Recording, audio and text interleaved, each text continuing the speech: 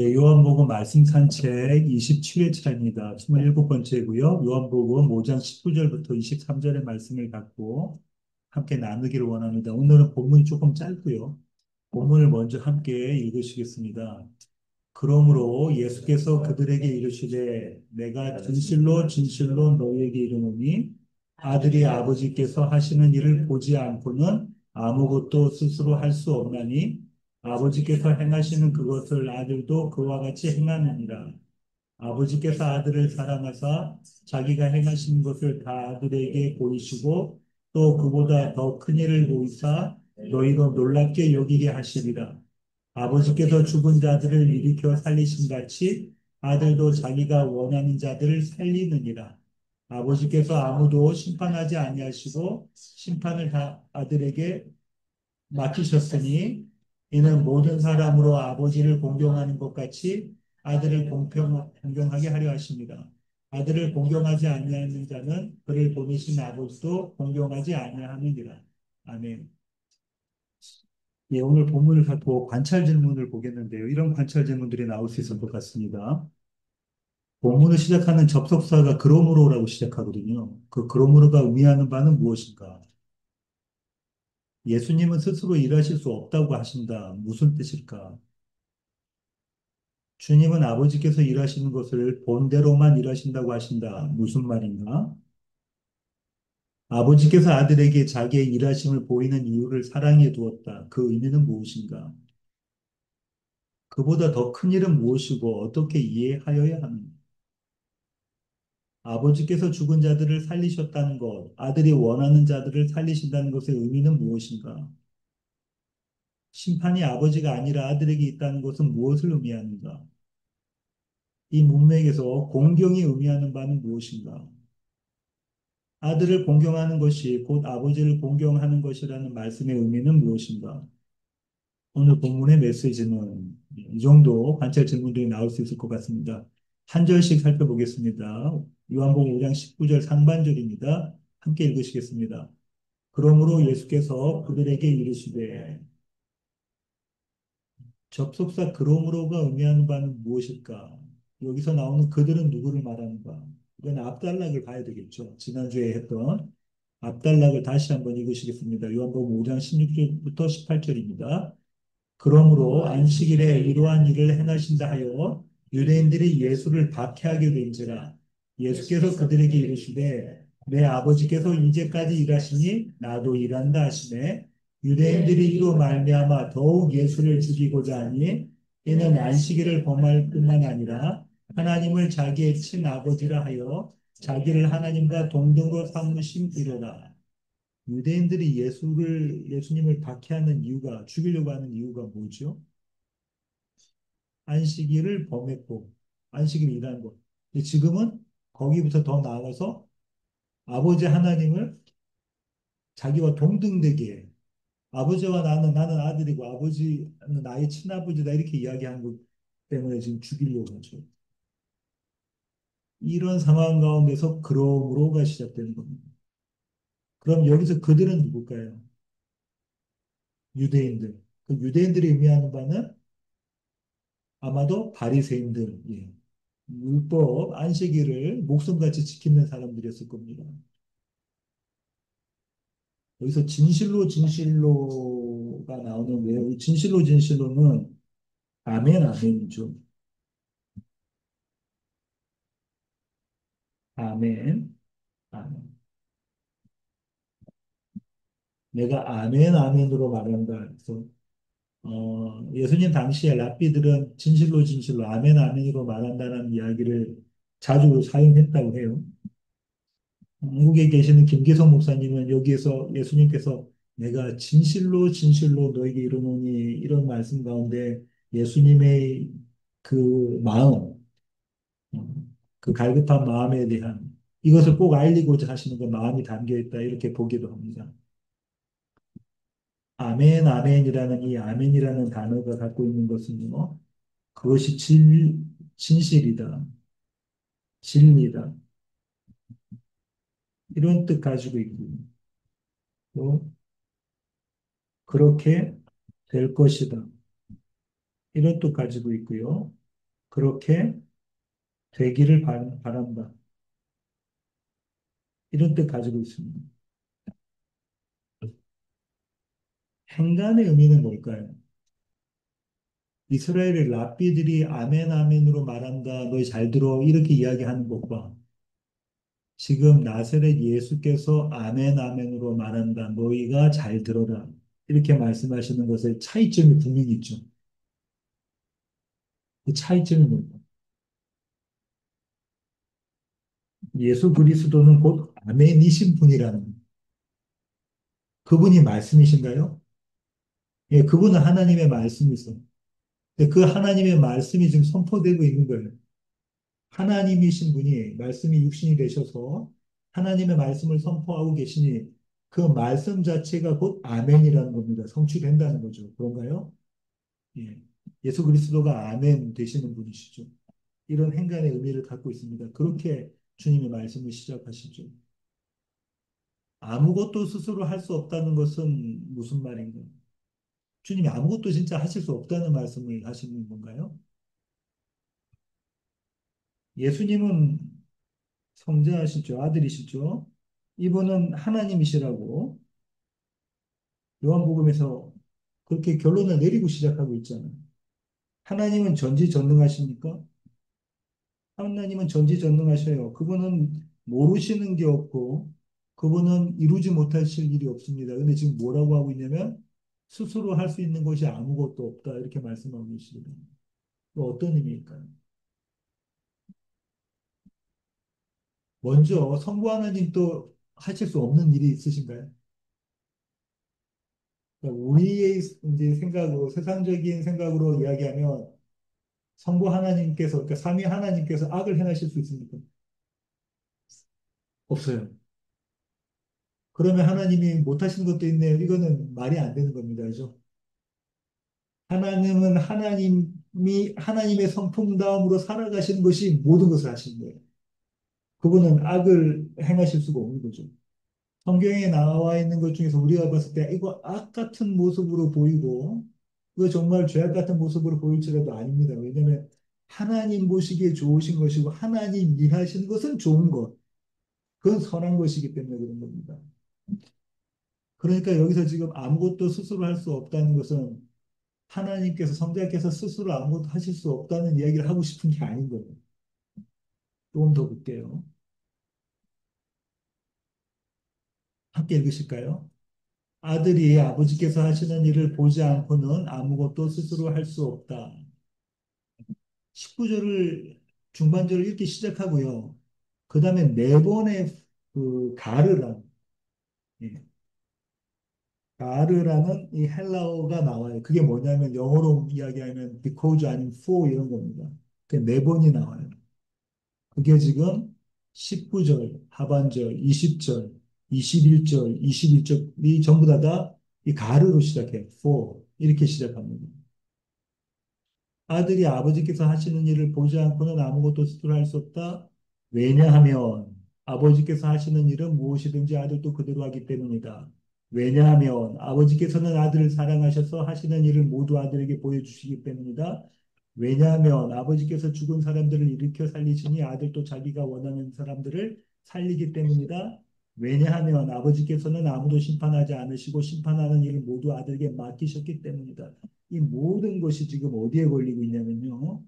여기에 걸리고 있습니다. 아버지께서 하시는 일을 보지 않고는 아무것도 스스로 할 수 없다는 거예요.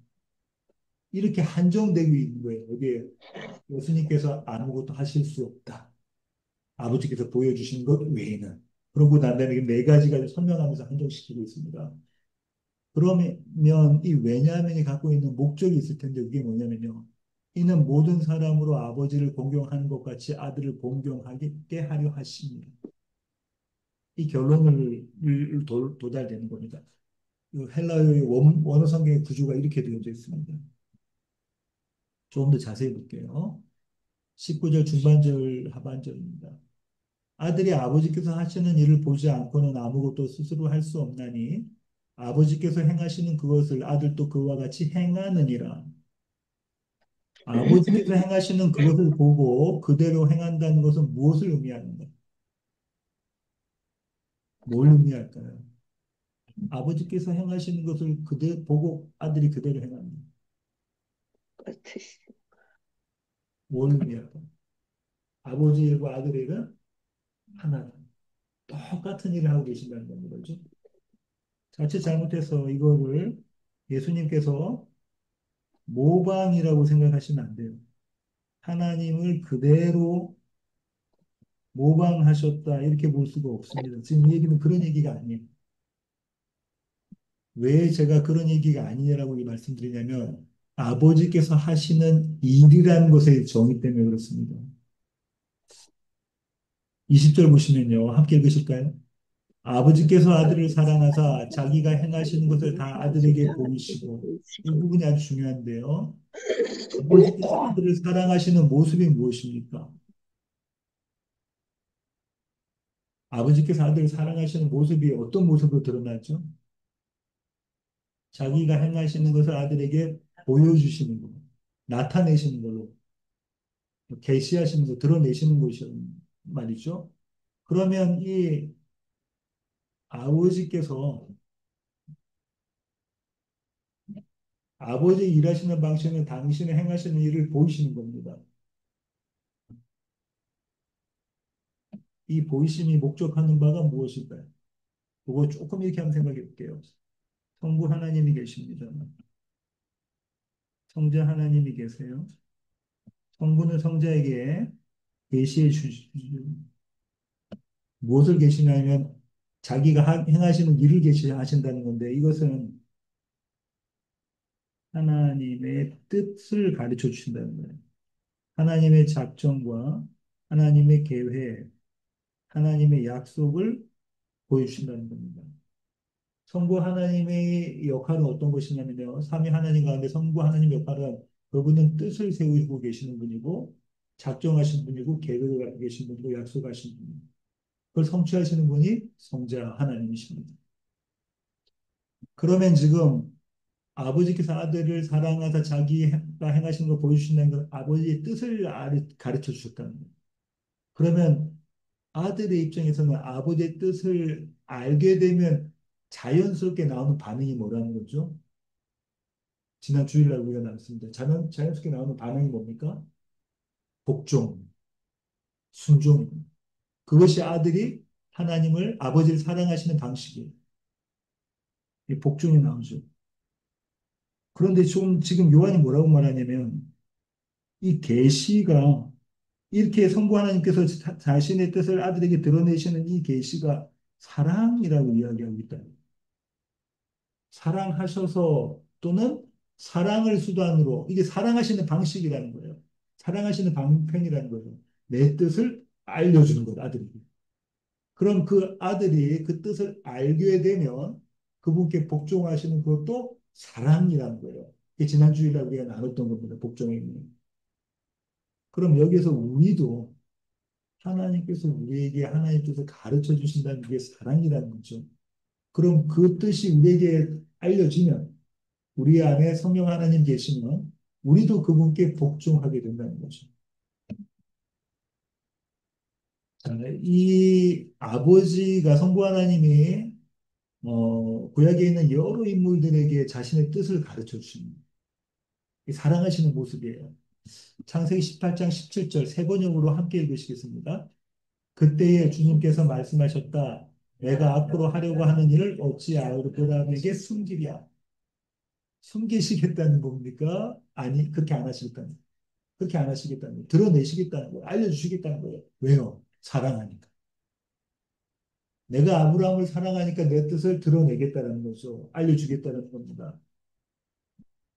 출애굽기 33장 11절 상반절 세 번역으로 함께 읽으시겠습니다. 주님께서는 마치 사람이 자기 친구에게 말하듯이 모세와 얼굴을 마주하고 말씀하셨다. 모세와 얼굴을 마주하고 하나님께서 하신 말씀이 뭐냐면 하나님의 뜻에 대한 하나님의 약속에 대한 거죠. 아모스 3장 7절 보겠습니다. 함께 읽으시겠습니다. 주 여호와께서는 자기의 비밀을 그 종 선지자들에게 보이지 아니하시고는 결코 행하심이 없으십니다. 대단히 중요한 얘기입니다. 뭐라고 이야기했냐면 그의 종들에게 하나님의 뜻을 보이지 않고는 행하시지 않겠다는 거예요. 그 얘기는 무슨 말이냐면 하나님이 행하실 거니까 당신의 약속을 성취하실 것이니까 반드시 그 전에 뭐 하겠다는 겁니까? 하나님 뜻을 보이시겠다는 거예요. 이게 사랑이에요. 이게 하나님의 사랑입니다. 아버지의 사랑입니다. 그래서 성자께서는 교회에 되고 저와 여러분이 되고 이렇게 말씀하셨어요. 요한복음 15장 15절입니다. 이제부터는 너희를 종이라 하지 아니하리니 종은 주인이 하는 것을 알지 못함이라. 너희를 친구라 하였느니 내가 내 아버지께 들은 것을 다 너희에게 알게 하였습니다. 이것이 하나님의 사랑, 아버지의 사랑을 우리가 경험하는 겁니다. 성령을 통해서 아버지의 사랑을 경험하게 됩니다. 그럼 우리에게 숙제가 남잖아요. 그럼 하나님께서 하나님의 뜻을 우리에게 가르쳐 주셨는데 그 뜻이 도대체 무엇인가라는 숙제가 남는데 지난주에 살펴본 것처럼 이것이 에베소서 1장 3절부터 6절 창세전 언약이라고 부르기도 하고요. 시점을 기준으로 하면 이게 창세전 언약이죠. 주체를 기준으로 하면 이게 하나님 스스로의 언약입니다.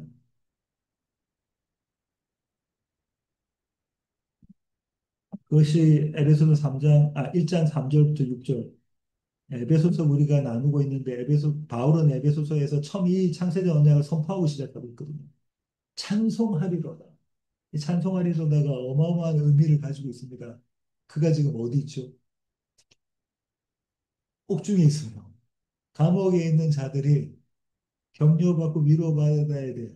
그 자가 지금 뭐라고 이야기하냐면 바울이 찬송하리로다 하면서 시작하는 거예요. 누굴 향해서? 에베소 교회를 향해서. 찬송하리, 옥중에 있는 사람. 찬송하리로다 하면서 시작하면서 하는 이야기가 뭐냐면 하나님의 언약에 대한 이야기를 하고 있습니다. 하나님 곧 우리 주 예수 그리스도의 아버지께서 그리스도 안에서 하늘에 속한 모든 신령한 복을 우리에게 주시되 그리스도 안에서 주신 것이고 그건 그리스도와 연합해서 우리가 얻을 수 있는 거죠. 하늘에 속한 복입니다. 이 땅의 복이 아니에요. 이 땅의 복을 우리는 기도하면서 무엇 달라 하는데 그것이 아니라 하나님께서 저와 여러분에게 주시는 것은 언제나 하늘에 속한 복입니다.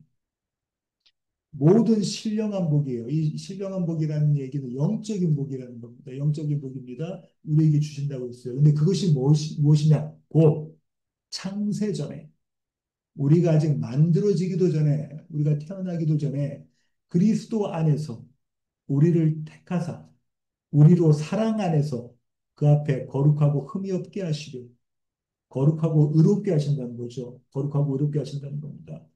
그 기쁘신 뜻대로 우리를 예정하사 예수 그리스도로 말미암아 자기의 아들들이 되게 하셨으니 하나님께서 하시고자 하신 것은 맏아들 예수 그리스도를 통해서 저와 여러분을 당신의 아들로 입양하신다는 거예요. 아들들로 입양하신다는 거죠. 그렇게 하셔서 하시려고 하시는 일이 무엇이냐면 그가 사랑하시는 자 안에서 우리에게 거둬주시는 바 그의 은혜의 영광을 찬송하게 하려 하신 것이다. 은혜의 영광을 찬송하는 방법이 뭐라고 했습니까? 하나님의 생명을 사는 것입니다. 하나님의 생명을 이 땅에서 누리는 거예요. 지금 사도가 누리고 있습니까? 찬송하리로다 이 한 문장에 들어가 있어요. 그죠? 감옥에서 찬송할 수 없어요. 이제 곧 죽게 된단 말이죠. 그럼 찬송할 수가 없을 텐데 지금 사도가 무엇이라고 하고 있냐면 찬송하리로다 하고 있다. 이건 하나님의 생명을 누리는 모습이잖아요. 이 하나님의 생명을 누리는 모습이 하나님께 영광을 돌리는 것입니다. 그냥 우리가 우리의 마음에 듣기 좋고 우리 귀에 듣기 좋고 우리 마음에 부르기 좋은 그런 찬송을 우리가 은혜 받았다고 부르는 것이 하나님께 영광 돌리는 것이 아니라 하나님의 생명으로 이 땅을 살아가는 것이 하나님께 영광 돌리는 거예요. 그 얘기를 지금 하고 있습니다. 이것이 하나님 뜻인데 이 하나님의 뜻을 저와 여러분에게 알리셨다. 주님 이렇게 말씀하십니다. 너희는 더 이상 종이 아니야. 너희는 나의 친구야. 친구는 비밀을 같이 나누는 자입니다. 아버지 뜻을 내가 알고 있으니 그 뜻을 내가 너에게 가르쳐 줍니다. 요한복음 5장 20절 중반절입니다. 함께 읽으시겠습니다. 또 그보다 더 큰 일을 보이사 너희로 놀랍게 여기게 하시리라. 그보다 더 큰 일이라고 하셨으니까 그럼 그 일은 뭘까요? 이 앞에 있는 사건이잖아요. 이 앞에 있는 사건이 뭐죠? 38년 된 병자를 고치신 겁니다. 그죠?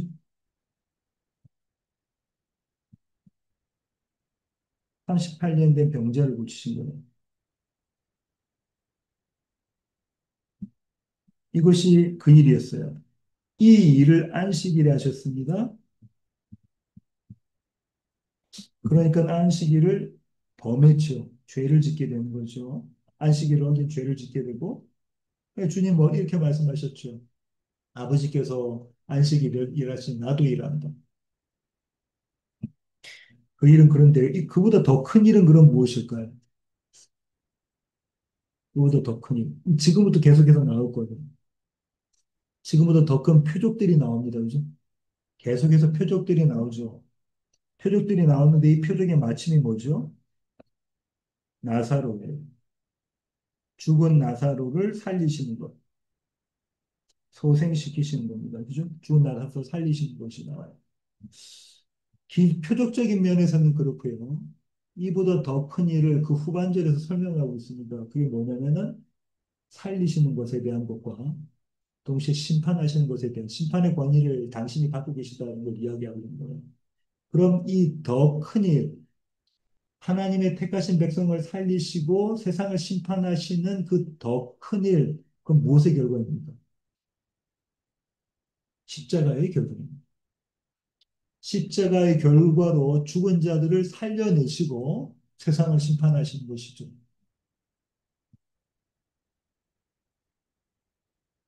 더 큰 일의 목적은요. 요한복음 5장 21절 한번 보시겠습니다. 함께 읽으시겠습니다. 아버지께서 죽은 자들을 일으켜 살리신 같이 아들도 자기가 원하는 자들을 살리느니라. 아버지께서 죽은 자들을 일으켜 살리셨다는 것의 의미는 무엇일까? 이거는 신학자들은 두 가지로 보는데 하나는요. 구약에 나타나는 사건들, 죽은 자를 살리는, 죽은 자를 살리시는 사건들에 대한 이야기라고 보기도 하고요. 또 하나는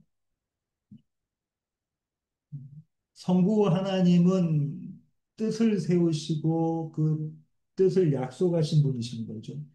그럼 성자 하나님께서 말씀으로 이 세상 모든 걸 창조하셨단 말이죠. 그러면 구약에 나와 있는 모든 것들이 성취된 것들은 전부 성자 하나님의 역할, 사역이라고 보고 그렇다면은 아버지께서 죽은 자를 이렇게 살리셨다는 것은 그것이 이것 역시 아버지의 뜻을 이야기하는 것이다 보기도 해요. 아버지의 뜻을 말하는 것이다라고 보기도 합니다. 무엇이요? 죽은 자를 살리신 것이 아버지의 뜻 이렇게 보기도 합니다. 그러면요, 성경 전체에 나와 있는 죽은 자가 살아나는 사건들이 쭉 나와 있어요. 보시면 이렇습니다. 엘리야 선지자가 사르밧 과부의 아들을 살려요. 선지자 엘리사가 수넴 여인의 아들을 살리고요. 죽은 자가 엘리사의 뼈에 닿아서 살아나기도 해요. 엘리사의 시체에 죽은 자를 딱 던졌으니까 뼈가 뼈에 부딪혀가지고 살아나기도 합니다. 거기까지 구약이고요. 신약에서 예수님께서 나인성 과부의 아들 살리시고 야이로의 외동딸을 살리시고 나사로를 살리시고 예수님이 부활 때에 무덤들이 막 이렇게 흔들리면서 죽었던 자들이 살아나기도 하죠. 도르가라는 다비다라는 사람을 베드로가 살리죠. 그다음에 유두고도 바울이 살립니다. 이 모든 이 부활의 모습은 무엇을 예표하고 있는 겁니까? 예수 그리스도의 부활, 마지막에는 이 예수 그리스도의 부활을 예표하고 있는 것이죠. 그걸 가리키는 것보다 그렇죠? 지금 나머지 이 9가지의 부활은 결국은 죽었나요? 예, 결국은 죽게 되는 거죠. 왜냐하면 이게 예표이기 때문에 그래요. 모형이기 때문에. 그러나 참 부활은 영원히 죽지 않는 것이죠. 영원한 생명 가운데 있는 것입니다. 자, 21절에 보시면 아들이 자기가 원하는 자를 살린다에 라고 하는데 여기서 살린다의 의미는 어떤 거인가요? 살린다는 의미는 어디서로부터 어디로 옮겼다는 거죠. 그렇습니다. 사망에서부터 생명으로, 어둠으로부터 빛으로. 이건 요한복음 1장에서 이미 정리하고 시작한 겁니다. 사도 요한이. 요한복음 1장이 결론이라고 말씀드렸잖아요. 어둠에서 빛으로, 사망에서 생명으로 그렇게 살린다는 거예요. 그러면 이렇게 살아난 자는 무슨 사망이 없냐면 둘째 사망이 없습니다. 그죠? 첫 번째 사망은, 첫째 사망은 저와 여러분이 다 죽는 육신의 사망이죠. 두 번째 사망은요, 영원히 죽는 사망입니다. 그죠? 영원한 사망. 부활로 살아난 자들은 이 둘째 사망을 만나지 않습니다. 그것이 요한계시록의 내용이죠. 그렇습니다. 그런데 지금 뭐라고 주님께서 말씀하시냐면 아들이 자기가 원하는 자들을 살린다라고 말하고 있어요. 아들은 살리기는 살리는데 자기가 원하는 자들을 살린다는 겁니다. 여기서 자기가 원하는 자들이라는 것은 성부 하나님의 뜻에 반해서 예수님께서 원하시는 자들 살려낸다는 말씀 아니실 거 아니에요.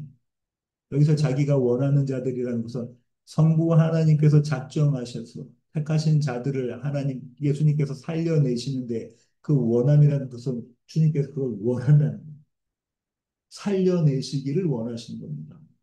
아버지께서 아들에게 주신 그 사람들은 다 살려내시기를 원하는 거예요. 그것이 요한복음 17장 대제사장적인 중보적인 기도에서 나와 있습니다. 여기 제가 준비했네요. 세 번역으로 요한복음 17장 6절을 함께 읽으시겠습니다. 나는 아버지께서 세상에서 택하셔서 내게 주신 사람들에게 아버지의 이름을 드러냈습니다. 그들은 본래 아버지의 사람들인데 아버지께서 그들을 나에게 주셨습니다. 그들은 아버지의 말씀을 지켰습니다. 세상에서 택하셔서 내게 주신 사람들. 그러니까 이 사람들이 원래는 아버지의 사람이라는 거예요. 아버지의 택하신 가운데, 아버지의 뜻 가운데 있었던 사람인데, 그 뜻을 성취하실 예수 그리스도께서, 그 뜻을 성취하게 되시는 거죠. 그런데 마지막 구절 보십시오. 그들은 아버지의 말씀을 지켰습니다. 예수님이 이 기도는 십자가를 지시기 전에 기도하셨던 거거든요. 그러면서 십자가를 지시기 전에 당신의 제자들과 앞으로 당신의 제자들을 통해서 예수님을 만나게 될 우리 모두, 교회 모두를 중보하시면서 기도하신 곳이라는 거죠. 근데 그때에 그들이 예수님의 제자들이 그리고 저희가 아버지의 말씀을 지켰습니까? 아니요, 안 지켰다고요. 제자들이 다 도망갔어요, 그죠? 마가는 어떻게 이야기했냐면 벌거벗고 도망갔다고 이야기할 정도로 마가복음 마가가 쓴 거니까 자기 그렇게 이야기했잖아요. 말씀을 지키지 않았는데도 말씀을 지켰다라고 이야기하고 계십니다. 이것이 무엇을 말하는 거냐면 믿음은 우리의 것이 아니고 하나님께서 작정하신 것을 반드시 성취해 내신다는 겁니다. 하나님께서 반드시 이루어내신다는 겁니다. 어떻게 말씀을 그들 가운데 두신 것. 말씀이 살아있습니까? 하나님의 말씀은 살아있습니까? 운동력이 있습니까? 좌우의 날선 검 같습니까? 우리를 살려내시는 그 말씀이 우리 가운데 있고 주님께서 그들에게 말씀을 주셨으니 이제 그들의 모습은 아직 그 말씀이 그들이 말씀 지켜내는 것처럼 보이지 않을지라도 이미 지켜냈다라고 말씀하고 계십니다. 22절입니다. 함께 읽으시겠습니다. 아버지께서 아무도 심판하지 아니하시고 심판을 다 아들에게 맡기셨으니 아버지께서 아무도 심판하지 않으신다는 것의 의미는 심판을 아들에게 다 맡기셨기 때문에 그런 거잖아요.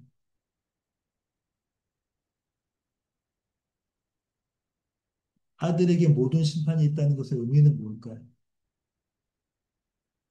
아들에게 모든 심판이 다 있다는 거예요. 아버지는 아들에게 심판을 다 맡기셨다. 그 의미가 뭐냐면요. 요한복음 3장 18절에 나옵니다. 함께 읽으시겠습니다.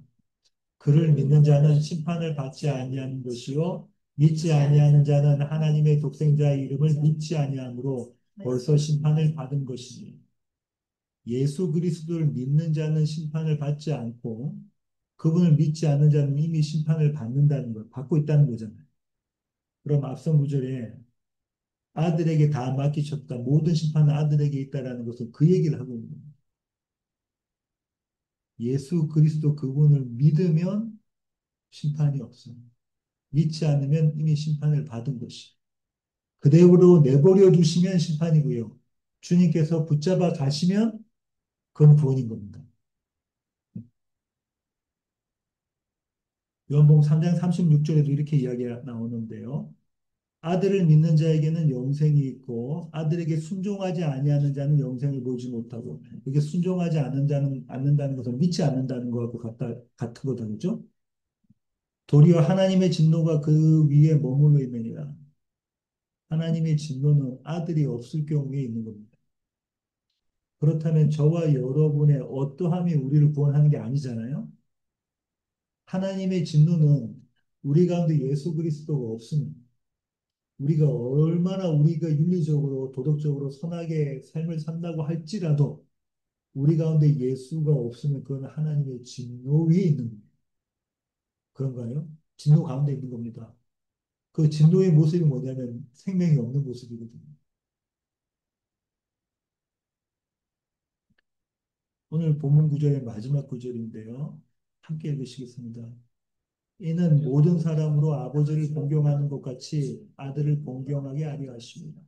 아들을 공경하지 아니하는 자는 그를 보내신 아버지도 공경하지 아니하느니라. 공경이라는 단어는 영어로 honor잖아요. 영화롭게 하고 영광스럽게 하고 하는 것인데 이 공경이라는 단어는 원어적인 그 뿌리에는 어떤 게 있느냐면 이런 겁니다. 내가 당신에게 속했습니다. 내가 당신에게 속했습니다. 내가 당신의 것입니다. 나는 당신의 것입니다라고는 고백, 그리고 그 행위가 공경입니다. 유대인들은 하나님을 공경했습니까? 열심을 내서 공경했었어요. 그렇죠. 최선을 다해서 그들은 공경했었습니다. 어느 정도냐면 필사다가 여호와라는 이름을 보면 어떻게 했다고요? 필사던 서기관들이 목욕을 하고 와서 정하게 하고 와서 정결하게 와서 다시 필사를 이어갈 정도였어요. 여호와라는 말이 나오면 야훼라는 말이 나오면 그들이 입으로 이야기할 수 있습니까? 없어요. 그 야훼 대신 뭐 쓰죠? 아도나이를 씁니다. 나의 주님. 여호와라는 이름을 입에 담지 않았어요. 왜냐하면 거룩한 이름이기 때문에. 하나님을 공경하는 모습이 대단했던 사람들이 유대인들입니다. 그런 그들이 하나님은 공경했는데 아들은 공경하지 않았어요. 이게 가능한가? 그들의 아버지와 예수님의 아버지는 같은 분이신가? 이게 어떤 말이냐면요. 그들이거나 예수님이거나 둘 중에 한 그룹은 틀렸다는 거예요. 거짓말이라는 겁니다. 그런가요? 이 두 가지 다 같을 수는 없잖아요. 예수님께서 지금 이렇게 말씀하셨단 말이에요. 아버지께서 일하시니 나도 일한다. 나는 아버지께 본 것, 그것 외에는 다른 어떤 일도 할 수가 없다. 나는 아버지께서 본 것만 내가 일한다. 나는 아버지께서 나에게 주신 자들을 살려낸다. 그것이 나의 원함이고, 나의 원함대로 살려낸다. 아버지께서 나에게 심판을 위임하셨다. 이렇게 이야기했는데, 그게 사실이거나, 아니면은 유대인들이 안식일에 일했다고, 또 하나님과 동등됐다고 신성모독한 이 예수는 반드시 죽여야 된다고 생각하는 것이 그것이 진실이거나 둘 중에 하나가 사실이든 하나는 아닌 거죠. 거짓말인 거죠. 지금 이들이 믿고 있는 하나님 아버지와 예수님이 알고 계시는 하나님 아버지는 다른 하나님. 그런가요? 다른 하나님이라는 거예요. 그렇죠. 다른 하나님. 왜냐면은 아들을 공경하지 않으면 아버지를 공경하지 않는 것이라고 이야기했으니까. 이게 다른, 주님은 이렇게 말씀하신 겁니다. 네가 믿고 있는 하나님 아버지는 다른 하나님. 그래서 그들을 주님은 무엇이라고 지금 같으면 대단히 모욕적인 요기심 뭐라고 이야기하죠? 독사의 새끼들. 너희 아버지는 독사라는 너희 아버지는 마귀라는 거예요. 너희 아버지는 하나님 아버지가 아니라고 이야기하고 있는 거죠. 교회를 다니면서 신앙생활을 한다면서 우리가 원하는 아버지의 모습으로 모형할 수 있습니다. 성경 1계명, 2계명이 이야기하고 있는 것이 그 얘기죠. 분명한 것은 둘 중에 하나는 틀렸는데 유대인들이 틀렸죠. 주님 이런 비유를 주셨습니다. 그가 또 비유로 백성에게 말씀하시기 시작하시니라. 한 사람이 포도원을 만들어 농부들에게 새로 주고 타국에 가서 오래 있다가 때가 이름에 포도원 소출 얼마를 바치게 하려고 한 종을 농부들에게 보내니 농부들이 종을 몹시 때리고 거저 보내었거늘 다시 다른 종을 보내니 그도 몹시 때리고 능욕하고 거저 보내었거늘 다시 세 번째 종을 보내니 이 종도 상하게 하고 내쫓은지라 포도원 주인이 이르되 어찌할까 내 사랑하는 아들을 보내리니 그들이 혹 그는 존대하리라 하였더니 농부들이 그를 보고 서로 의논하여 이르되 이는 상속자니 죽이고 그 유산을 우리의 것으로 만들자 하고 포도원 밖에 내쫓아 죽였느니라. 그런즉 포도원 주인이 이 사람들을 어떻게 하겠느냐. 와서 그 농부들을 진멸하고 포도원을 다른 사람들에게 주리라 하시니 사람들이 듣고 이르되 그렇게 되지 말지어다. 그렇게 되지 않기를 원합니다. 이렇게 이야기하죠. 이 얘기입니다. 지금 그죠? 이 얘기를 하고 계시는 거예요. 오늘 말씀의 결론을 맺겠습니다. 아들도 자기가 원하는 자들을 살리느니라. 육체적으로 죽었다가 살아나는 것과 영원히 죽은 자가 생명을 갖는 것이 비교가 됩니까? 구약에도 그렇고 신약에도 그렇고 예수님도 그렇고 사도들도 그렇고 죽은 자들이 살아났단 말이에요. 이 죽은 자들이 살아나는 것과 영원히 죽어야 되는 자리에서 영원한 생명으로 옮겼다는 것, 이 두 가지가 비교가 되나? 비교가 안 되는데요. 유대인들은 무엇을 놀라워하고 무엇을 반가워했죠? 그걸 반가워했단 말이죠. 나사로를 살리고 나자 유대인들의 눈이 확 돌아갑니다. 그죠? 오병이어 사건에서 공관복음에서 나온 오병이어 사건에서 이들은 예수님을 왕으로 삼으려고 했는데 죽은 나사로를 나흘 만에 살려내시는 것으로 인해서 이들의 눈이 확 돌아가죠. 이자가 메시아다. 이분이 우리가 그토록 바랐던 메시아다. 그렇죠?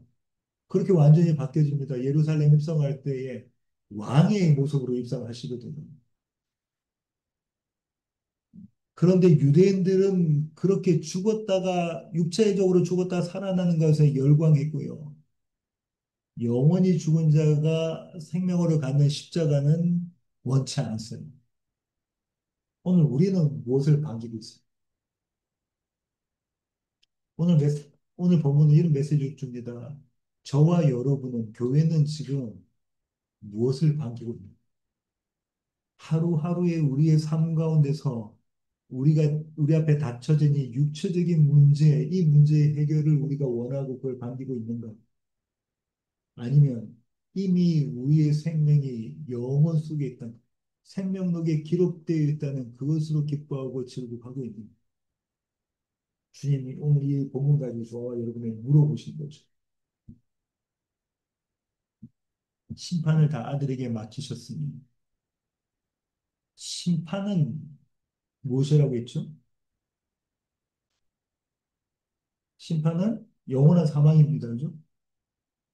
이 심판의 기준이 무엇이냐면 예수를 믿느냐 안 믿느냐예요. 이 심판은요 두 얼굴을 가지고 있습니다. 하나는요 정죄함이고 하나는요 정죄를 묻지 않는 거예요. 구원입니다. 심판. 이거는요 사망이고요. 이거는 생명이에요. 하나님께서 우리를 심판하신다고 할 때는 이거 동전의 양면이에요. 하나는 영원한 사망에 빠지는 것이고 하나는 우리 구원받아서 영원한 생명입니다. 네, 동전의 양면입니다. 세상을 사랑하고 의존하던 자들이 하나님을 사랑하고 의존하게 되는 시간이 성도의 삶이에요. 저와 여러분 인생입니다. 매일매일 이게 나타납니다. 그렇잖아요?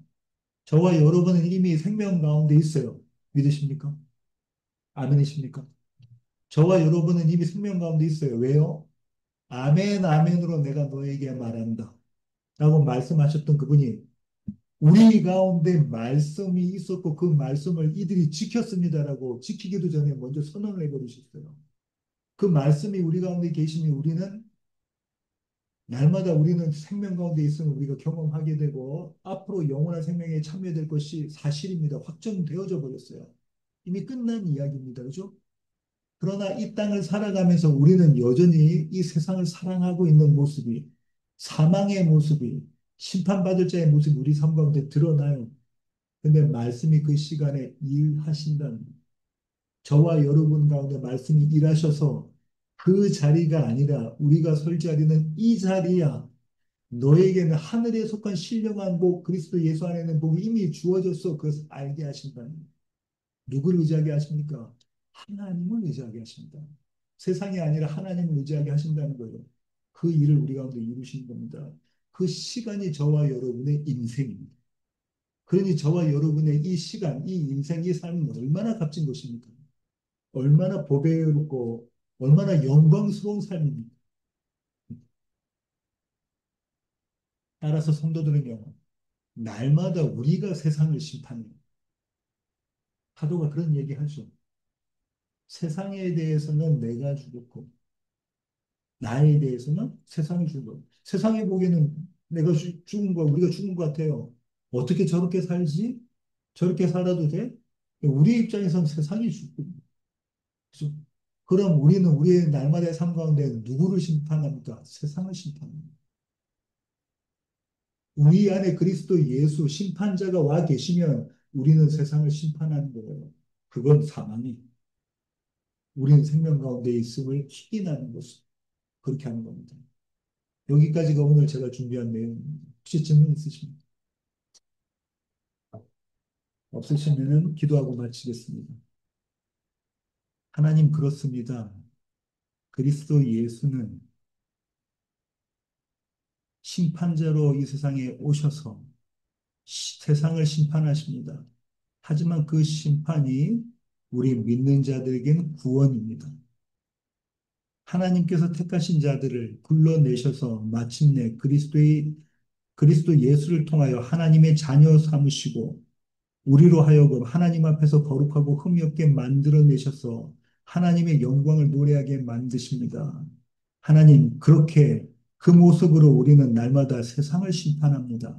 세상이 틀렸다고, 세상은 아니라고, 세상은 사망의 모습이라고 우리로 하여금 날마다 선언하게 만들어내십니다. 하나님, 이것이 은혜입니다. 우리의 날마다의 삶이 이 소중한 시간임을 우리가 깨달아 알게 하시고, 이 시간이 우리의 삶이 무엇과도 바꿀 수 없는 것임을 알게 하셔서 하나님 한 분 하나님을 노래하게 하시며 우리 주변에 있는 이웃들에게 이 놀라운 복음을 전하는 우리 모두가 되게 주님 저희 한 사람 한 사람을 붙잡아 주시옵소서. 귀하신 예수님의 이름으로 기도합니다. 아멘.